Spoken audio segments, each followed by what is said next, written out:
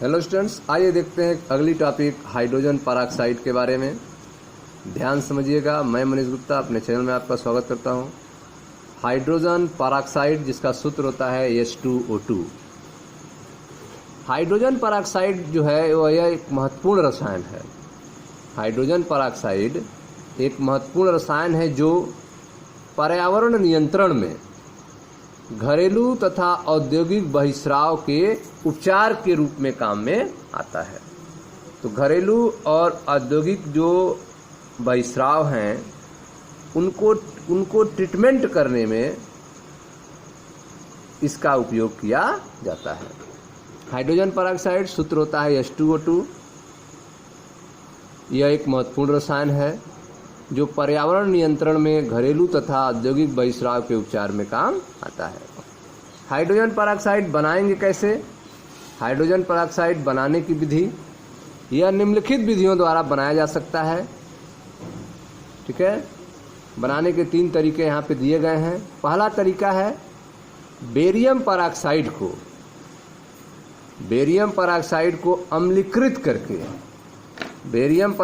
को अम्लीकृत करके तथा जल की अधिक मात्रा को कम दाब पर वाष्पीकृत करके हाइड्रोजन पेरोक्साइड प्राप्त किया जाता है। ठीक है, बेरियम पेरोक्साइड को अम्लीकृत करेंगे, यह आपका बेरियम पेरोक्साइड है, और जल के अधिक मात्रा BaO2 बेरियम पेरोक्साइड जल की अधिक मात्रा .8H2O, और यह आपका अम्ल है H2SO4 अम्लीकृत कर दिए। बेरियम पेरोक्साइड को जल के अधिक में अम्लीकृत करने पर बेरियम सल्फेट, हाइड्रोजन पेरोक्साइड और जल प्राप्त होता है। ठीक है, बेरियम पेरोक्साइड को अम्लीकृत करके तथा जल की आधिक्य को कम दाब पर वाष्पीकृत करके हाइड्रोजन पेरोक्साइड प्राप्त किया जाता है। ठीक है, तो बेरियम पेरोक्साइड को अम्लीकृत करके जल की अधिक मात्रा को कम दाब पर वाष्पीकृत करके आप हाइड्रोजन पेरोक्साइड प्राप्त कर सकते हैं। BaO2 8H2O solid plus H2SO4 equals बनेगा BaSO4 solid plus H2O2 equals plus 8H2O। इस तरह से आपको हाइड्रोजन पेरोक्साइड प्राप्त हो जाएगा, H2O2 प्राप्त हो जाएगा। एक पहला तरीका हो गया। दूसरा तरीका है उच्च धारा घनत्व पर अम्लीकृत सल्फेट विलयन। उच्च धारा घनत्व पर अम्लीकृत सल्फेट विलयन के विद्युत अपघटनी ऑक्सीकरण से प्राप्त पेरोक्साइड सल्फेट के जल अपघटन से हाइड्रोजन पेरोक्साइड प्राप्त किया जाता है। ठीक है, तो दूसरा तरीका है उच्च धारा घनत्व पर अम्लीकृत सल्फेट विलयन। यह है आपका अम्लीकृत सल्फेट विलयन HSO4 माइनस एक्वस। ठीक है, इसका विद्युत अपघटन करेंगे जिससे आपका बनेगा SO3SOO3H एक्वस। ठीक है, इसका आप जल अपघटन करेंगे जिससे आपको हाइड्रोजन पेरोक्साइड प्राप्त होगा।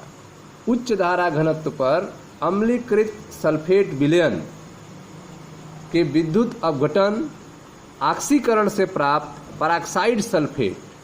ठीक है, विद्युत अपघटन ऑक्सीकरण से यह आपका पेरोक्साइड सल्फेट प्राप्त हुआ है। इसका जल अपघटन करने पर आपको हाइड्रोजन पेरोक्साइड प्राप्त हो जाएगा। यह दूसरा तरीका है। उच्च धारा घनत्व पर अम्लीकृत सल्फेट विलयन के विद्युत अपघटन ऑक्सीकरण से प्राप्त पेरोक्साइड सल्फेट के जल अपघटन से हाइड्रोजन पेरोक्साइड प्राप्त किया जाता है। ठीक है, यह आपका सल्फेट विलयन है, अम्लीकृत सल्फेट विलयन, जिसका उच्च धारा घनत्व पर विद्युत अपघटन कराएंगे जिससे पेरोक्साइड सल्फेट प्राप्त होगा। पेरोक्साइड सल्फेट का जल अपघटन करने पर आपको हाइड्रोजन पेरोक्साइड प्राप्त हो जाएगा। अब यह विधि प्रयोगशाला में D2O2 बनाने के काम में आती है। अब यह विधि जो है वह प्रयोगशाला में D2O2 बनाने के काम में आती है। K2H2O8 solid plus 2D2O liquid बनेगा 2KDSO4 प्लस D2O2। ठीक है। तो D2O2 बनाने में यह विधि का उपयोग किया जाता है। तीसरा तरीका जो है हाइड्रोजन परऑक्साइड बनाने का वह यह है कि हाइड्रोजन परऑक्साइड का औद्योगिक उत्पादन, ज़्यादा मात्रा में अगर आपको H2O2 का निर्माण करना है, हाइड्रोजन परऑक्साइड का औद्योगिक उत्पादन जो है 2-एल्किल एंथ्राक्यूनाल के स्वतः ऑक्सीकरण द्वारा किया जाता है। 2-एल्किल एंथ्राक्यूनाल के स्वतः ऑक्सीकरण द्वारा किया जाता है। यह आपका 2-एथिल एंथ्राक्यूनाल है। ऑक्सीजन की उपस्थिति में इसका स्वतः ऑक्सीकरण हो जाएगा, जिससे हाइड्रोजन परऑक्साइड प्राप्त होगा और ऑक्सीकृत उत्पाद प्राप्त होगा। तो हाइड्रोजन परऑक्साइड का औद्योगिक उत्पादन 2-एल्किल एंथ्राक्यूनाल के स्वतः ऑक्सीकरण द्वारा किया जाता है। इस विधि से प्राप्त लगभग 1% हाइड्रोजन परऑक्साइड का निष्कर्षण जल द्वारा कर लिया जाता है। ठीक है। इस विधि से प्राप्त लगभग 1% हाइड्रोजन परऑक्साइड का निष्कर्षण जल द्वारा कर लिया जाता है। तत्पश्चात कम दाब पर इसका आसवन करा के हाइड्रोजन परऑक्साइड का सांद्रण द्रव्यानुसार 30% तक कर लिया जाता है। ठीक है। 1% हाइड्रोजन परऑक्साइड निष्कर्षण जल के द्वारा किया जाता है। उसके बाद इसका कम दाब पर आसवन करते हैं, जिससे हाइड्रोजन परऑक्साइड का सांद्रण द्रव्यमान के अनुसार 30% तक कर लिया जाता है। तो औद्योगिक उत्पादन जो है हाइड्रोजन परऑक्साइड का 2-एल्किल एंथ्राक्यूनाल के स्वतः ऑक्सीकरण के द्वारा किया जाता है। 2-एथिल एंथ्राक्यूनाल Y के द्वारा ऑक्सीकरण होगा, जिससे H2O2 प्लस ऑक्सीकृत उत्पाद बनेंगे, हाइड्रोजन परऑक्साइड बनेगा। इस विधि से प्राप्त हाइड्रोजन परऑक्साइड का निष्कर्षण जल द्वारा कर लिया जाता है, क्योंकि 1% प्राप्त होता है लगभग में। तत्पश्चात इसकी सांद्रता बढ़ाने के लिए कम दाब पर इसका आसवन कराते हैं। हाइड्रोजन परऑक्साइड का सांद्रण द्रव्यानुसार जो है 30% तक कर लिया जाता है। ठीक है। द्रव्यमान के अनुसार 30% तक इसका सांद्रण कर लिया जाता है। हाइड्रोजन परऑक्साइड के 85% तक सांद्रण हेतु कम दाब पर विलयन का आसवन सावधानी पूर्वक कराकर किया जाता है। हाइड्रोजन परऑक्साइड का सांद्रण जो है 85% तक कम दाब पर विलयन का आसवन सावधानी पूर्वक कराकर किया जाता है। अवशेष को हिमशितित करके शुद्ध हाइड्रोजन परऑक्साइड प्राप्त हो जाती है। ठीक है। जो अवशेष है उसको फ्रोजन कर दिया जाता है। अवशेष को हिमशितित करके शुद्ध हाइड्रोजन परऑक्साइड प्राप्त की जाती है। ठीक है। तो यह हाइड्रोजन परऑक्साइड बनाने का तीसरा तरीका था, जो कि औद्योगिक उत्पादन था। अब देखते हैं हाइड्रोजन परऑक्साइड के भौतिक गुण के बारे में। हाइड्रोजन परऑक्साइड होता कैसा है? शुद्ध अवस्था में हाइड्रोजन परऑक्साइड लगभग रंगहीन होता है, अति हल्का नीला द्रव है। शुद्ध अवस्था में हाइड्रोजन परऑक्साइड लगभग रंगहीन द्रव है। इसके मुख्य भौतिक गुण सारणी 9.4 में दिए गए हैं। ठीक है। तो यहाँ पे नीचे एक टेबल बना हुआ है जिसमें भौतिक गुण दिया है हाइड्रोजन परऑक्साइड का, जिसको आप देख सकते हैं। हाइड्रोजन परऑक्साइड के भौतिक गुण, हाइड्रोजन परऑक्साइड के भौतिक गुण सारणी 9.4। गलनांक जो होता है हाइड्रोजन परऑक्साइड का 272.4 केल्विन है। क्वथनांक है 423 केल्विन। वाष्प दाब होता है 298 केल्विन पर 1.9 mmHg। घनत्व होता है 1.64 ग्राम पर घन सेंटीमीटर।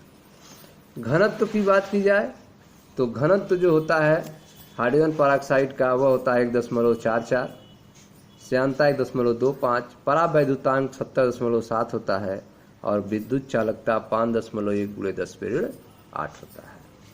ठीक है। यह सब भौतिक गुण है हाइड्रोजन परऑक्साइड का। अब आगे देखते हैं। हाइड्रोजन परऑक्साइड जल के प्रत्येक अनुपात के साथ मिश्री है। हाइड्रोजन परऑक्साइड जो है वह जल के प्रत्येक अनुपात के साथ घुल सकता है, मिश्री है। यह हाइड्रेट H2O2.H2O बना लेता है, ठीक है। जल के साथ घुलकर यह हाइड्रेट बना लेता है H2O2.H2O, जिसका क्वथनांक 221 केल्विन होता है। बाजार में उपलब्ध 30% सांद्रता वाले हाइड्रोजन परऑक्साइड, बाजार में उपलब्ध 30% सांद्रता वाले हाइड्रोजन परऑक्साइड विलयन की आयतन सांद्रता 100 आयतन होती है। बाजार में उपलब्ध 30% सांद्रता वाले हाइड्रोजन परऑक्साइड विलयन की आयतन सांद्रता 100 आयतन होती है। 100 आयतन H2O2 सांद्रता से क्या अर्थ है? 100 आयतन H2O2 सांद्रता से अभिप्राय यह है कि 1 ml H2O2 विलयन के पूर्ण अपघटन के फलस्वरूप 1 ml H2O2 विलयन के पूर्ण अपघटन के फलस्वरूप मानक ताप दाब पर 100 ml ऑक्सीजन मुक्त होता है। 100 आयतन H2O2 सांद्रता से अभिप्राय है कि 1 ml H2O2 विलयन के पूर्ण अपघटन के फलस्वरूप मानक ताप दाब पर 100 ml ऑक्सीजन मुक्त होता है। बाजार में यह 10 आयतन के रूप में बेचा जाता है, अर्थात इसकी सांद्रता 3% होती है, ठीक है। बाजार में जो है यह 10 आयतन के रूप में बेचा जाता है, अर्थात इसकी सांद्रता 3% होती है। अब एक प्रश्न है, 10 आयतन H2O2 विलयन की सामर्थ्य की गणना कीजिए। 10 आयतन H2O2 विलयन की सामर्थ्य परिकलित कीजिए। H2O2 के 10 आयतन विलयन का अर्थ है कि H2O2 के इस विलयन का 1 लीटर मानक ताप और दाब पर 10 लीटर ऑक्सीजन देगा, ठीक है। H2O2 के इस विलयन का 1 लीटर जो है मानक ताप और दाब पर 10 लीटर ऑक्सीजन देगा। समीकरण देखें, 2H2O2 liquid arrow O2 gas plus H2O liquid, 68 ग्राम H2O2 है आपका, और यह बन रहा है STP पर 24.4 लीटर। उपरोक्त समीकरण के आधार पर आप कह सकते हैं कि 68 ग्राम H2O2 से मानक ताप और दाब पर 22.7 लीटर ऑक्सीजन प्राप्त होगा। 68 ग्राम H2O2 से मानक ताप और दाब पर 22.7 लीटर ऑक्सीजन प्राप्त होगा। मानक ताप और दाब पर 10 लीटर ऑक्सीजन उत्पन्न करने के लिए आवश्यक H2O2 की मात्रा कितनी होगी? तो 68 × 10/22.7 अर्थात 29.9 ग्राम, लगभग 30 ग्राम H2O2। अतः 10 आयतन H2O2 का सामर्थ्य होगा 30 ग्राम पर लीटर, यानी 3% H2O2 विलयन, ठीक है। अब देखते हैं H2O2 की संरचना कैसी होती है। तो H2O2 की संरचना आप देख रहे हैं खुली किताब की तरह है, जिसमें आप देख रहे हैं यहाँ पे ऑक्सीजन दोनों हैं और इधर हाइड्रोजन है। ऑक्सीजन के बीच की बंध की दूरी 147.5 पिकोमीटर है। ऑक्सीजन हाइड्रोजन बंध की दूरी 95 पिकोमीटर है। ऑक्सीजन हाइड्रोजन के बीच जो बॉन्ड एंगल है 94.8 डिग्री है, ठीक है। हाइड्रोजन परऑक्साइड की संरचना जो है असमतलीय होती है। हाइड्रोजन परऑक्साइड की संरचना जो है वह असमतलीय होती है, ये एक तल में नहीं होती है, असमतलीय होती है। गैसीय प्रावस्था तथा ठोस प्रावस्था में इसकी आणविक संरचना को चित्र में दिखाया गया है। यह स्ट्रक्चर आप देख रहे हैं, यह गैसीय प्रावस्था में H2O2 का स्ट्रक्चर है, और यह ठोस प्रावस्था में H2O2 का स्ट्रक्चर है, जिसमें आप देख रहे हैं कि दूरी जो है ऑक्सीजन के बीच की 145.8 पिकोमीटर है, और ऑक्सीजन हाइड्रोजन की बंध दूरी 98.8 पिकोमीटर। जो एंगल है वह 101.9 डिग्री है, ठीक है।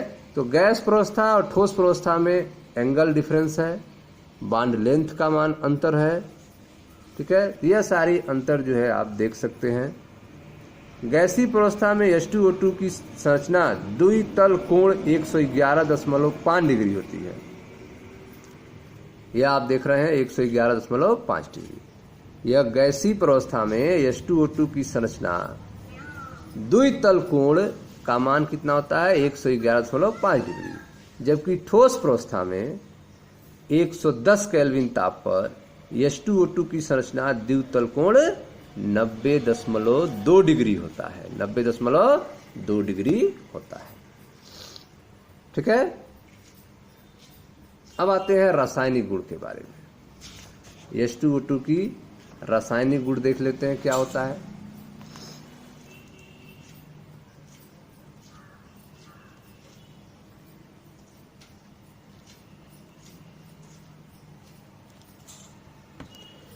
अम्लीय तथा क्षारीय दोनों माध्यम में हाइड्रोजन परऑक्साइड अपचायक और ऑक्सीकारक दोनों का कार्य करता है। अम्लीय माध्यम हो या क्षारीय माध्यम हो, हाइड्रोजन परऑक्साइड जो है अपचायक तथा ऑक्सीकारक दोनों का कार्य करता है। कुछ सरल अभिक्रियाओं का वर्णन यहाँ पे बताया गया है, आप देखें ध्यान से। अम्लीय माध्यम में ऑक्सीकारक के रूप में, अम्लीय माध्यम में अपचायक के रूप में ये दोनों काम करता है हाइड्रोजन परऑक्साइड। देखें ध्यान से, पहला है आपका अम्लीय माध्यम में H2O2 ऑक्सीकारक के रूप में। ठीक है, अम्लीय माध्यम में H2O2 ऑक्सीकारक के रूप में। इसमें आप देख रहे हैं कि यह आपका आयरन है, यह Fe2+ आयन, और यह अम्लीय माध्यम है 2H+ एक्वस, और यह आपका हाइड्रोजन परऑक्साइड है, यह ऑक्सीकारक के रूप में काम करेगा और यह Fe2+ को यह Fe3+ में चेंज कर देगा। ठीक है, अर्थात यह ऑक्सीकारक के रूप में कार्य किया है।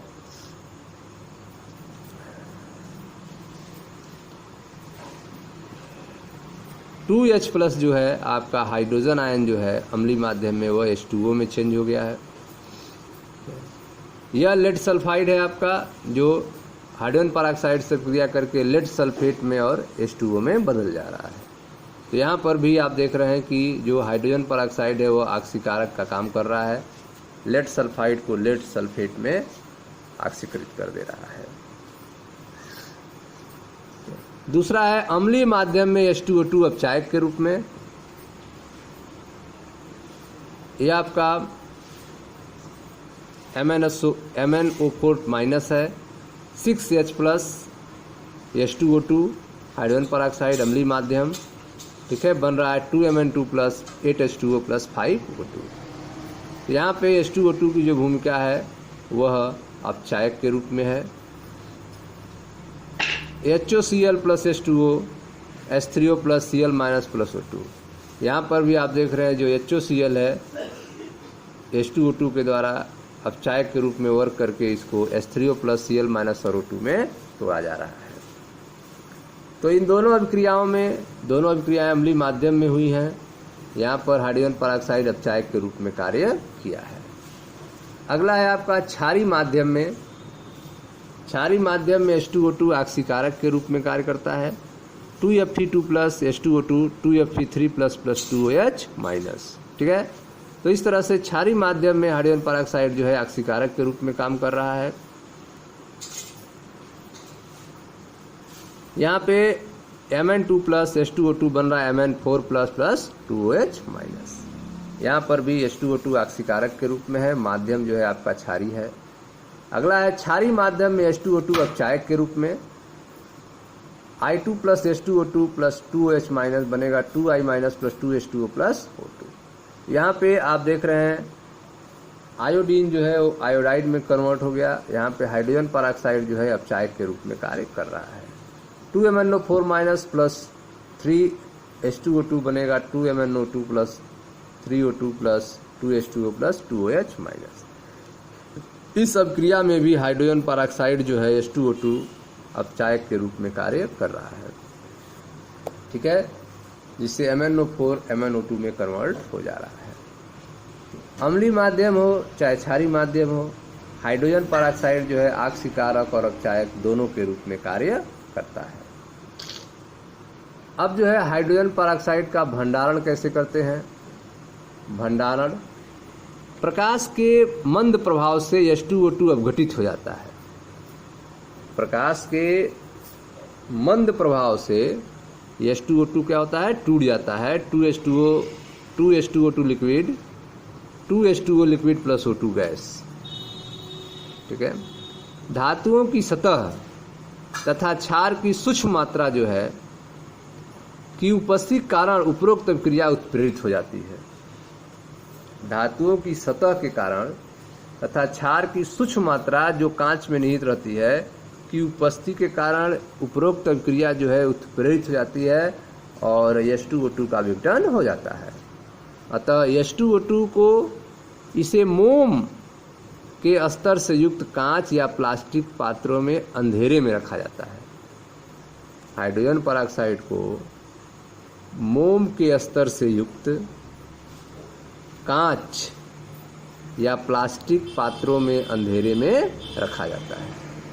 यूरिया एक अस्थायी कारक के रूप में मिलाया जाता है। ठीक है, इसमें यूरिया एक अस्थायी कारक के रूप में मिलाया जाता है। इसे धूल के कण से दूर रखा जाता है क्योंकि धूल हाइड्रोजन परऑक्साइड के विस्फोटी अपघटन को प्रेरित कर देती है। ठीक है, हाइड्रोजन परऑक्साइड का भंडारण कैसे करेंगे? तो हाइड्रोजन परऑक्साइड जो है प्रकाश के मंद प्रभाव से अपघटित हो जाता है। धातुओं की सतह तथा क्षार की सूक्ष्म मात्रा की उपस्थिति के कारण उपरोक्त क्रिया उत्प्रेरित हो जाती है। अतः इसे मोम के स्तर से युक्त कांच या प्लास्टिक पात्रों में अंधेरे में रखा जाता है। यूरिया एक अस्थायी कारक के रूप में इसमें स्टेबलाइजर के रूप में मिलाया जाता है। इसे धूल कण से दूर रखा जाता है क्योंकि धूल जो है हाइड्रोजन परऑक्साइड के विस्फोटी अपघटन को प्रेरित कर देता है। ठीक है, अब हाइड्रोजन परऑक्साइड का यूज क्या है, उपयोग क्या है, इसके बारे में देखते हैं। हाइड्रोजन परऑक्साइड अर्थात H2O2 के बृहद रूप में उपयोग के कारण अनेक औद्योगिक उत्पादन में वृद्धि होती जा रही है। ठीक है, हाइड्रोजन परऑक्साइड का उपयोग जो है वो बृहद रूप में है, जिसके कारण इसका औद्योगिक उत्पादन में वृद्धि होती जा रही है। H2O2 के बृहद रूप में उपयोग के कारण इसके औद्योगिक उत्पादन में वृद्धि होती जा रही है। इसके कुछ उपयोग नीचे दिए गए हैं। जैसे पहला उपयोग है दैनिक जीवन में इसका उपयोग मंद कीटनाशी तथा बालों के विरंजन के रूप में किया जाता है। दैनिक जीवन में H2O2 का उपयोग जो है मंद कीटनाशी के रूप में तथा बालों के विरंजन के रूप में किया जाता है। प्रतिरोधी के रूप में यह बाजार में परहाइड्राल नाम से बेचा जाता है। एंटीसेप्टिक के रूप में बाजार में यह परहाइड्राल के नाम से बेचा जाता है। इसका उपयोग सोडियम परबोरेट तथा सोडियम परकार्बोनेट के निर्माण में किया जाता है। इसका उपयोग जो है सोडियम परबोरेट तथा सोडियम परकार्बोनेट के निर्माण में किया जाता है, जो उच्च कोटि के अपमार्जकों के लिए उपयोगी होते हैं। ठीक है, हाइड्रोजन परऑक्साइड का उपयोग सोडियम परबोरेट तथा सोडियम परकार्बोनेट के निर्माण में किया जाता है, जो उच्च कोटि के अपमार्जकों के लिए उपयोगी होते हैं। ठीक है, तीसरा जो उपयोग है हाइड्रोजन परऑक्साइड का वो यह है कि इसका उपयोग हाइड्रोक्विनोन, टार्टरिक अम्ल, खाद्य उत्पादों तथा औषधियों सिफेलोस्पोरिन के निर्माण में किया जाता है। ठीक है, तो हाइड्रोजन परऑक्साइड का उपयोग जो है हाइड्रोक्विनोन, टार्टरिक अम्ल, खाद्य उत्पादों और औषधियों के निर्माण में किया जाता है। उद्योगों में H2O2 का उपयोग वस्त्रों, कागज की लुगदी, चमड़ा, तेल, वसा आदि के विरंजन कारक के रूप में, ब्लीचिंग एजेंट के रूप में किया जाता है। उद्योगों में H2O2 का उपयोग जो है वस्त्रों, कागज की लुगदी, चमड़ा, तेल, वसा आदि के विरंजन कारक, ब्लीचिंग एजेंट के रूप में किया जाता है। आजकल जो है H2O2 का उपयोग पर्यावरणीय रसायन अर्थात हरित रसायन अर्थात पर्यावरण नियंत्रण में घरेलू तथा औद्योगिक बहिस्राव उपचार में, साइनाइड के ऑक्सीकरण में, वाहित मल के लिए वायुजीवी दशाएं पुनर्स्थापन आदि में किया जाता है। ठीक है, आजकल जो है H2O2 का उपयोग ग्रीन केमिस्ट्री में किया जाता है, पर्यावरणीय रसायन जैसे कि पर्यावरण नियंत्रण में, घरेलू तथा औद्योगिक बहिस्राव उपचार में, साइनाइड के ऑक्सीकरण में, वाहित मल के लिए वायुजीवी दशाओं का पुनर्स्थापन आदि में किया जाता है। ठीक है स्टूडेंट्स, तो यह था हाइड्रोजन पेरोक्साइड के उपयोग के बारे में, जिसका बृहद रूप से उपयोग है, इसलिए इसका औद्योगिक उत्पादन में वृद्धि होती जा रही है। ठीक है, आप पढ़ रहे थे हाइड्रोजन पेरोक्साइड के बारे में। मिलते हैं नेक्स्ट वीडियो में, जिसमें भारी जल की चर्चा की जाएगी। Thank you.